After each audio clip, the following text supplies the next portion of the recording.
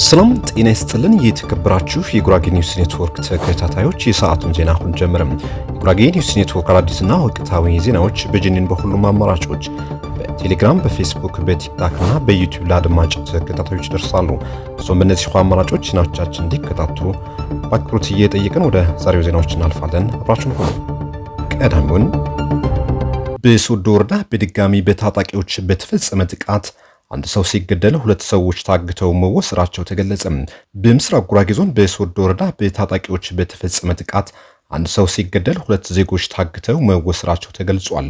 እሁድ መጋቢት 6 ቀን 2018 ዓ.ም ከምሽቱ 5 ሰዓት አካባቢ በወረዳ ገሬኖ እንሰት ተክል በሚባል ቀበሌ በታጣቂዎች በተፈጸመ ጥቃት አንድ ሰው ሲገደል ሁለት ሰዎች ታግተው መወሰዳቸውን የጄኔን ምንጮች አስረድቷል። በታጣቂዎች የተገደሉት ግለሰብ አቶ ሙሉቀን ተስፋ የሚባሉ ሲሆን በአካባቢው ታዋቂና ሞዴል አርሶ አደር እንደነበሩም ተገልጿል። በተጨማሪም አቶ በድሉ ጥላሁን የተባለ የጸጥታ አባል የነበረ ሚኒሻ ታግቶ መወሰዱን ምንጮች አስረድቷል።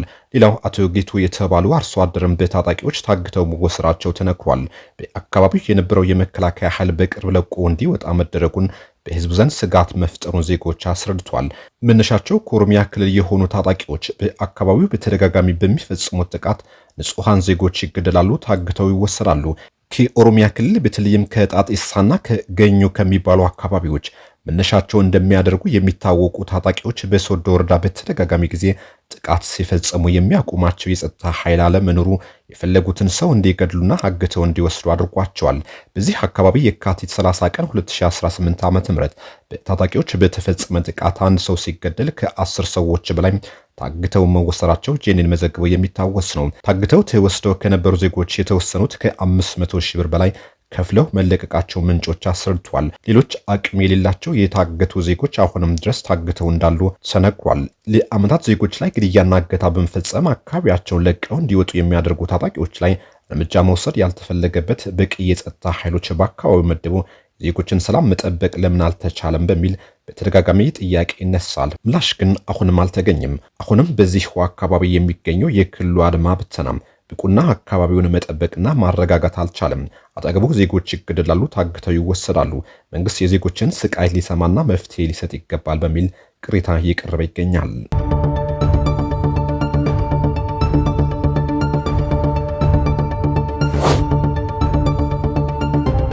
ከወራቤ ቡዥባር የሚሰራ የአስፋልት መንገድ ግንባታ እንደሌለ ተገለጸ።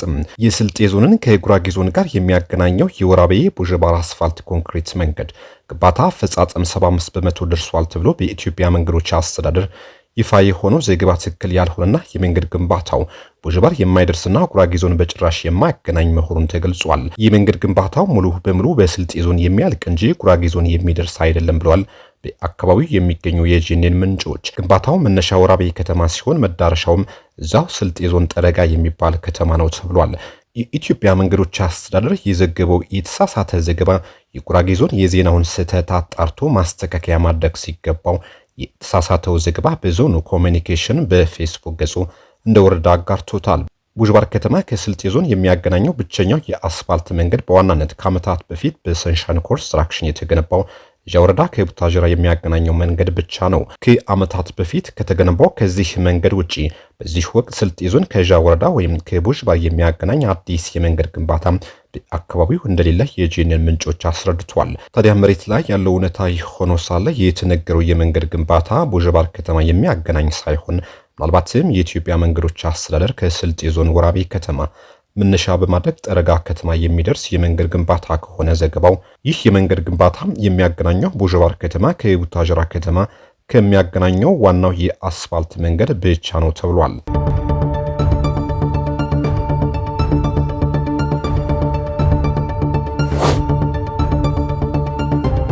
ኢያና ኢንዱስትሪ መንደር ለመገንባት በጉራጌ ዞን ወልቂጤ ከተማ አስተዳደር ጋንሶሬ ቀበሌ የመሰረት ድንጋይ ተቀመጠ። በተለያዩ 10 የኢንቨስትመንት መስኮች ለማልማት የተደራጁ አልሚ ባለሀብቶች 2.2 ሄክታር መሬት ከወልቂጤ ከተማ መስተዳድር ጋር ርክክብ መደረጉን ተገልጿል።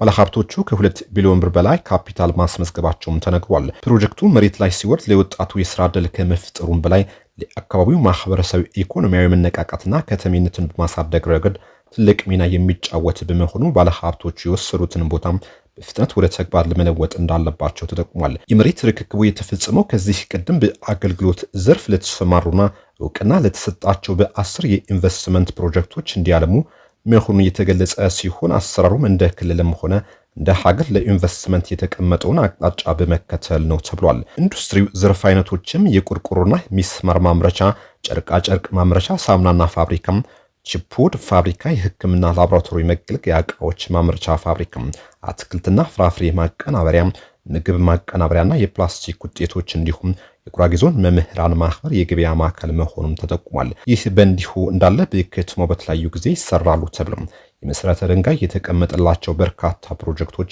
ብዙዎቹ አለመጀመራቸው እንደ ቅሬታ በከተማው ህዝብ በተደጋጋሚ ይነሳል።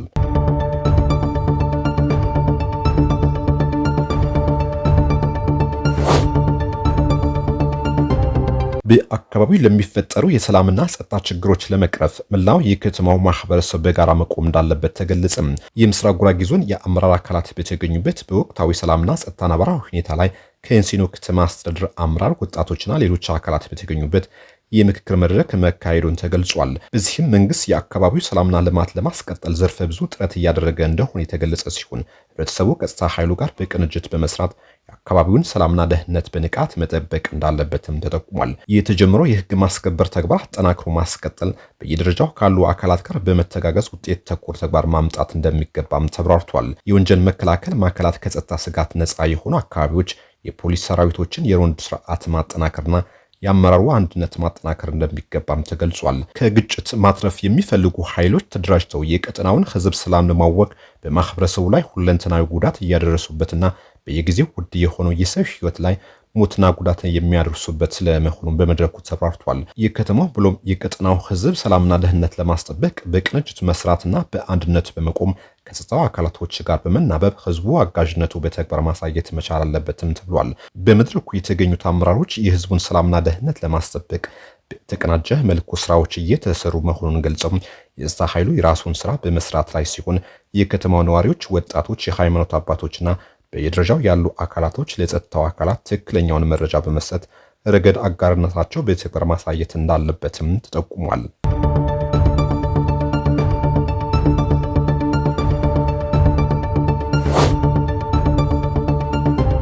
የ12ኛ ክፍል ሀገር አቀፍ ፈተና ምዝገባ መጀመሩን ተገለጸ። የትምህርት ምዘናና ፈተናዎች አገልግሎት የ2018 የትምህርት ዘመን የ12ኛ ክፍል ሀገር አቀፍ ፈተና ምዝገባ በአሁኑ ወቅት እየተካሄደ መሆኑን አስታውቋል። ተፈታኞች በተቀመጠው የጊዜ ገደብ ውስጥ ምዝገባቸውን ማጠናቀቅ እንዳለባቸው ያሳሰበው አገልግሎቱ ለምዝገባው ሂደት አስፈላጊ የሆኑ መመሪያዎችን ይፋ አድርጓል። በመመሪያው መሰረት መደበኛ ተፈታኞች በትምህርት ቤቶቻቸው አማካኝነት ምዝገባቸውን የሚያከናውኑ ሲሆን ቀደም ሲል ተፈትነው ውጤት ለማሻሻል ወይም በግላቸው ድጋሚ ለመፈተን የሚፈልጉ ተማሪዎች ደግሞ በራስ አገዝ የኦንላይን ዘዴ መመዝገብ ይኖርባቸዋል። የግል ተፈታኞች ለዚሁ ተግባር የተዘጋጀውን ድህረ ገጽ በመጠቀም ምዝገባቸውን እንዲያከናውኑ ጥሪ ቀርቧል። ማንኛውም ተፈታኝ በተሰጠው የጊዜ ገደብ ውስጥ ካልተመዘገበ በስተቀር ለፈተና መቀመጥ የማይችል መሆኑን የትምህርት ምዘናና ፈተናዎች አገልግሎት በጥብቅ አሳስቧል።